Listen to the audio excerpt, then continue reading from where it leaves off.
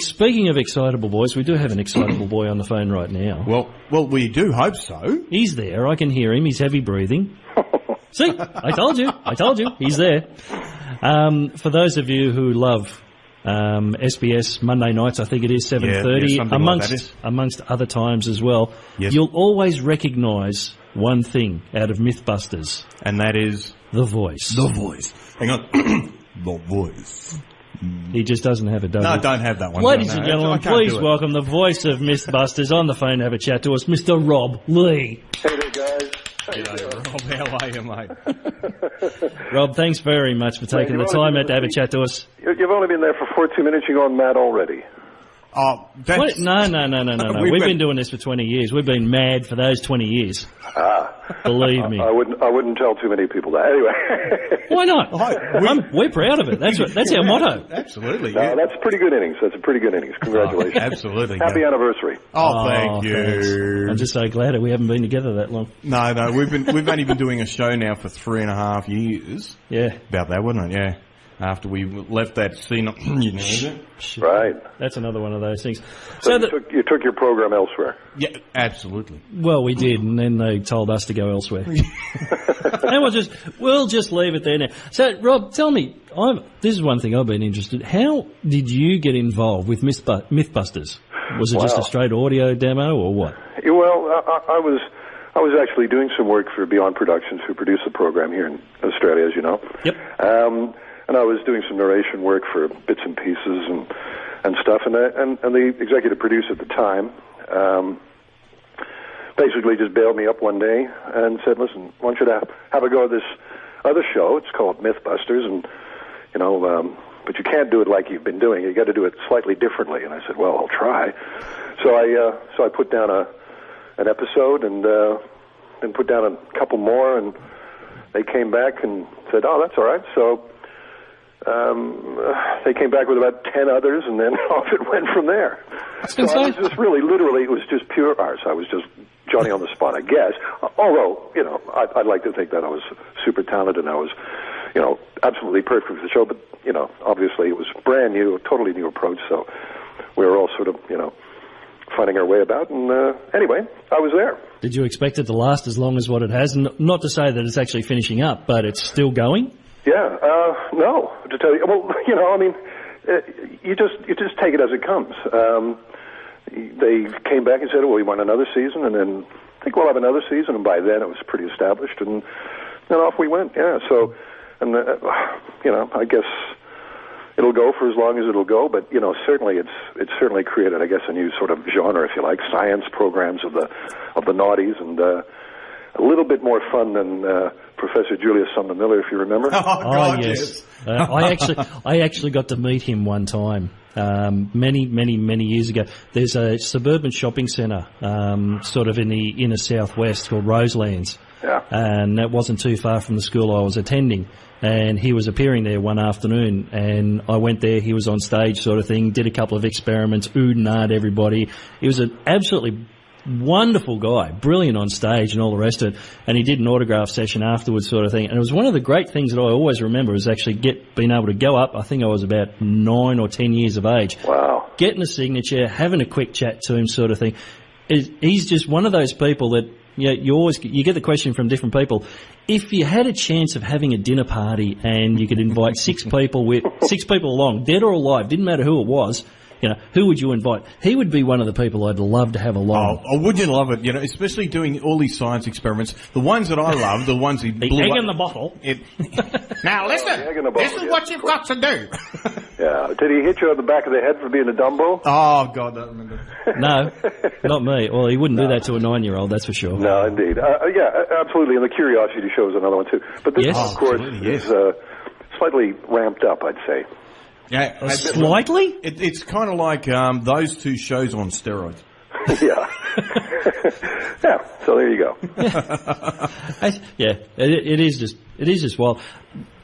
Being the show is actually produced here in Australia, you voice it here in Australia and everything else, have you ever had the itching to sort of go, hey, I want to go, because I'm assuming you're actually American by birth? No. No, he's North American, isn't he? Yeah, I grew up in Canada, in actual fact, around the Toronto area. Ah, okay, so you're part of the intelligence side of Northern America. Dear me, I'm not even going to respond to that.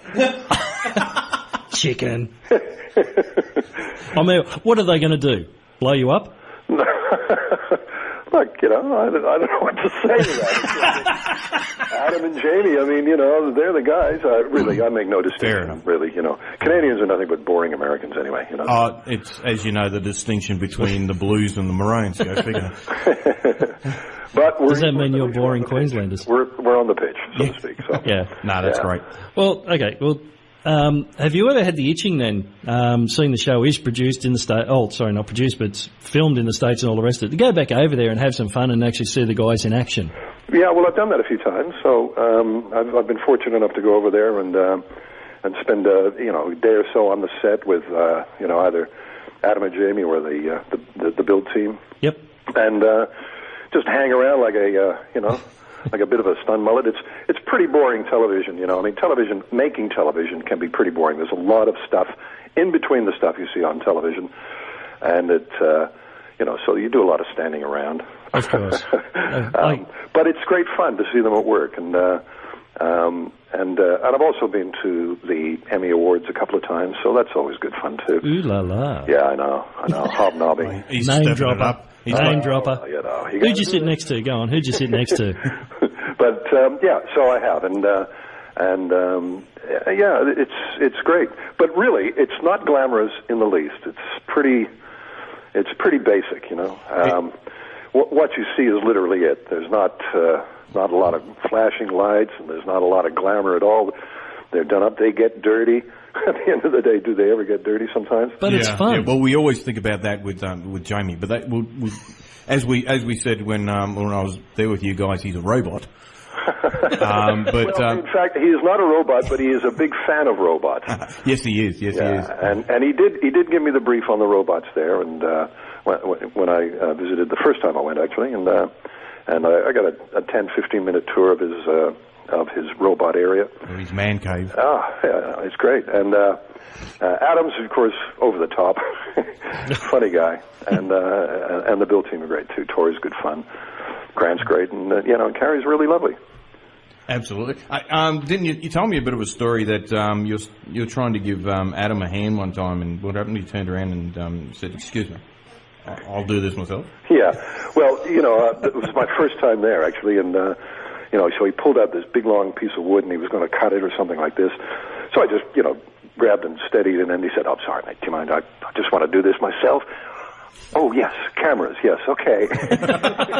Right, so I backed off quickly. I've never helped them since. Well, you can't, as the voice, you really can't be on screen because that'll take away the mystique of who is that?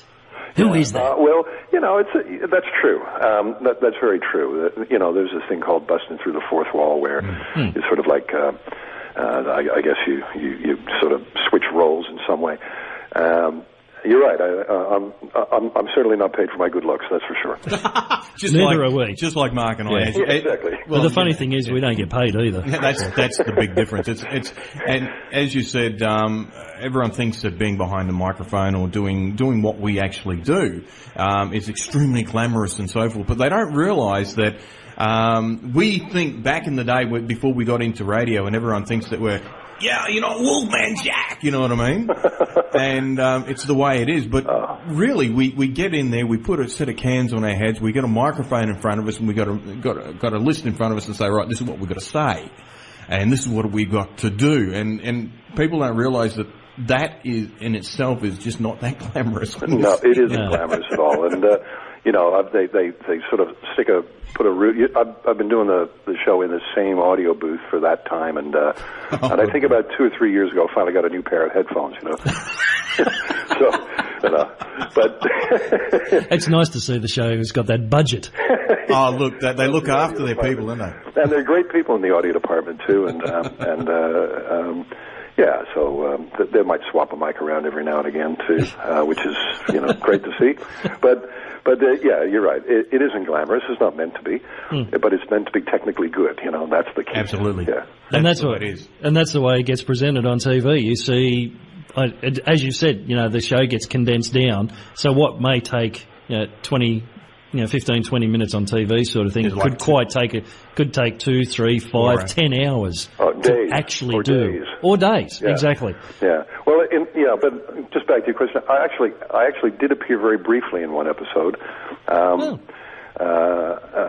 Just for a second or two on screen, not saying anything, but just helping push some material into the shop once on the Plane on the Conveyor Belt episode. So there's a little bit of trivia for you. I have to go do a search we'll on have that. To look on that one. I've got all the episodes at home, so I'm going to have to go have a squiz now. All right. You've sucked yourself into that one. We've got a Mythbusters fest coming up, mate. Mark, you know, you want to come over, Rob? No, thank you. Seen them all. Well, it's been great having you here. Go on, sort off. So we call a spade a spade. It's great conversation, though, you know. They talk about it, so they say, Mythbusters have done that, you know. They've done everything. Yeah. Or have they? I'm sure that. I do know. I do know. There's a heap of good stuff planned for the coming season. I don't know what, but the executive producer was saying that he's really excited about it. You know, the stuff that's coming up. How many? Just on that too. Obviously, the guys. Adam and Jamie and everybody else involved sort of comes up with these different ideas and, from seeing things on TV and so forth. But how much actually comes in from audience as well? Letters coming in saying, we've seen this and that. And I'm not involved in that sort of decision making. I can't say, but I know that it comes in from all sorts of different sources. And I gather that, that's all workshopped and fleshed out. And, if it fits, it fits. If not, it doesn't, So I'm sure they've got a lot more ideas than they actually select, Absolutely. So. No, I can honestly contest to that in regards to just when you think about the sheer amount of emails and letters that they would get. I just feel pity for the person who's got to go through it all. Yeah, I guess so. They're. I think they've got the Mythbusters program on Twitter. I think has got like 1 million followers, which I suppose is nothing really compared to others, but still, that's 1 million people, Well, exactly. That's all right. We're really pushing now to have 7. Well, I'll follow you. No, I think that includes me, doesn't it? You have. That does include you, mate. Very quickly, Rob, just before we let you go. Star that's following us. Yeah. Favourite myth busted of all time, or favourite myth confirmed of all time? Oh, goodness me. I know there's been so many, but... You're pushing me now. I must. A couple of them anyway come to mind, but yeah. I did like the Archimedes death ray. Yes, I remember that one. Which, when President Obama sort of set them the task of trying it again, it got changed from the death ray to the solar ray for some reason. I don't know why. I can't imagine the President of the United States saying that. But I mean, I think death ray's really pushing the envelope a bit geeky. And they've had like 3 goes at that, and they haven't been able to do it. So that's good fun. And the other one that sort of sticks in my mind is when they were shooting guns into the pool. Yes. The interesting thing was that the bullets that were traveling at faster than the speed of sound were the ones that actually disintegrated when they hit the water. Oh, wow. But the ones that were subsonic didn't. They eventually slowed down, but they didn't get destroyed. So the high-powered bullets are the ones that actually in the water get destroyed. So what you're saying is that if someone's got a high-powered rifle, jump in the water. Well, that's if they're pointing it at you. And yes. I can dig that. The other one, and the final one that really intrigues me is the mouse scaring an elephant.